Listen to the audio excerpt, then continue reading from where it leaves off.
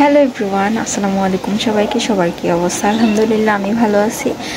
আর সবাইকে ঈদের অনেক অনেক শুভেচ্ছা। ঈদ মোবারক। এই মাত্রই ঘুম থেকে উঠছি।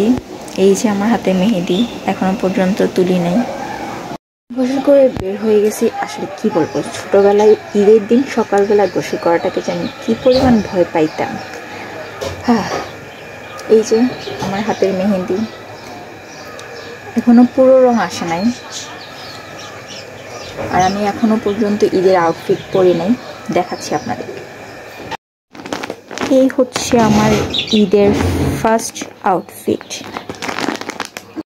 ভাই, আমি ঘুমাইতে বাজছে রাত বলা যাবে না, ভোর 3:30, আমি 4টার কাছাকাছি। আমি ঘুমে জাস্ট পাগলের মতো হয়ে আছি। আমি জানি না আমি কি রেডি হব, কি সাজবো। আমার চোখে এখনো প্রচুর ঘুম। আমি ঠিকঠাক মতো মনে হয় 2 ঘন্টা ঘুমাইনি। প্রত্যেক ঈদেই আমার সাথে এমনটা হয়। সবাই মেহেদি লাগায় ঘুমায় যায়, বাট আমি ঘুমাইতে ভোর 3টা-4টা বাজে। চলেন আপনাদেরকে দেখাই আমাদের ঘরের মধ্যে কি চলতেছে। এখানে নাস্তা রেডি করে রাখা হয়েছে, আমরা এখনো খাই নাই। আর এখানে তো রান্না বান্না চলতেছে, যদিও জানি না আমি এখানে কি হচ্ছে। ও এখানে রোস্ট দিছে। হ্যালো, এখন ঈদের ফার্স্ট আউটফিট পরবো, দেন সবাই একসাথে সেমাই খাবো। কারণ আম্মু ছোটোবেলা থেকেই শিখাইছে যে ঈদের ড্রেস পরে তারপর সবাই মিলে সেমাই খেতে হবে। সো আমি আম্মুর কথা শুনি আর ছোটোবেলা থেকে একই রুলস মেনটেন করে চলি। তো আসতেছি একটু পরে ফেলছি ঈদের ড্রেস, যদিও এখনো সম্পূর্ণ রেডি হয়নি। সকালবেলা সব কিছুই মিষ্টি। এখানে আছে সেমাই, এখানে পুডিংয়ের কালারটা অনেক সুন্দর আসছে, যদিও অনেক চিল্লাচিল্লি করা হয়েছে এটার পিছনে। যাই হোক, খাইতে কেমন হয়েছে আল্লাহই জানে।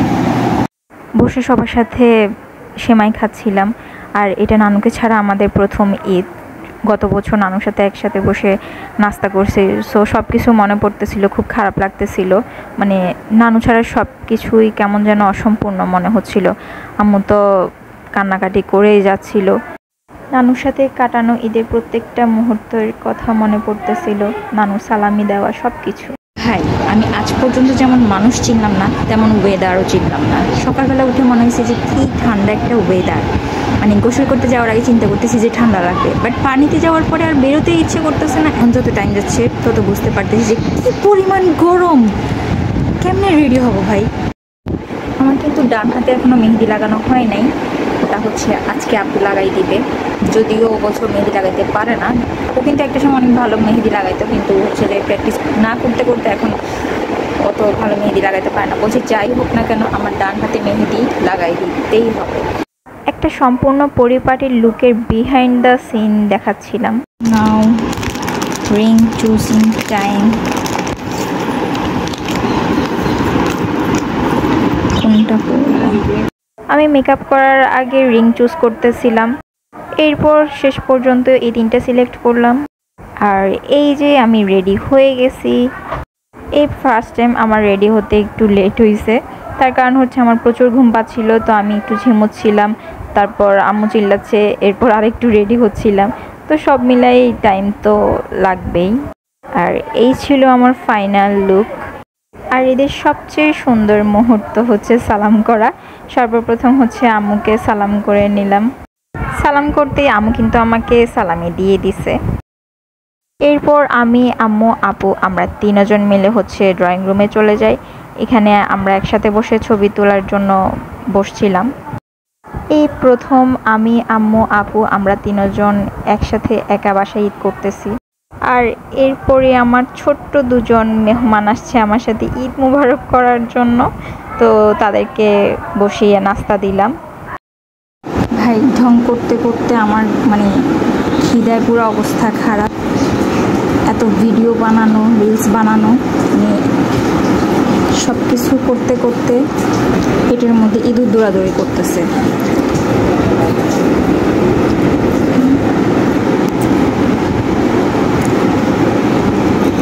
হচ্ছে তেহেরি, যেটা আম্মু আর আপু অনেক যুদ্ধ করে বানাইছে।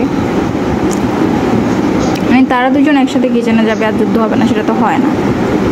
বাট মাশাল্লাহ তেহেরিটা অনেক মজা হয়েছে। আর হ্যাঁ, আজকে তেহেরিটা বানাইছে সম্পূর্ণ আপু, so all credit goes to আপু। তেহেরিটা অনেক মজা হয়েছে মাশাল্লাহ। আরে ভাই যে গরম, ঈদের ড্রেসটা পরে আর থাকা পসিবল হচ্ছে না, তাই সবার আগে আমি হচ্ছে আমার মেকআপ উঠাইছি। কারণ হচ্ছে আমি মেকআপ যদি করি, মানে যে কোনো সময় হোক আমি মেকআপ করে একেবারেই খাইতে পারি না। মনে হয় যেন আমার মানে অনেক বেশি ভারী ফিল হয়, মনে হয় যেন আমি কত কিছু লাগাই বসে আছি, আমি মানে কমফোর্ট ফিলি খাইতে পারি না। যার কারণ হচ্ছে আমি প্রথমে আমার মেকআপ তুলছি, এরপরে ড্রেস চেঞ্জ করছি, এরপরে শান্তি মতো এখন বসে খাবার খাইছি। এই যে জড়ি, সব জড়ি আমার মাস্কে হয়ে আছে, আর হাতে তো পুরা জড়ি ভরে গেছে। আমার প্রচুর ঘুম পাচ্ছে, এখন আমি ঘুমাবো, তারপর যা বাকি খাওয়া দাওয়া আছে সব কিছু ঘুম থেকে উঠে করব। এখন আমার ঘুমাইতে হবে। আমাদের বাসারও অনেকজন আন্টি আসছে, এরপর হচ্ছে আপুর শ্বশুর বাড়ি থেকে কিছু গেস্ট আসছে, আর রাতের বেলা হচ্ছে মামা আসছে। তো এই ছিল হচ্ছে ঈদের দিন।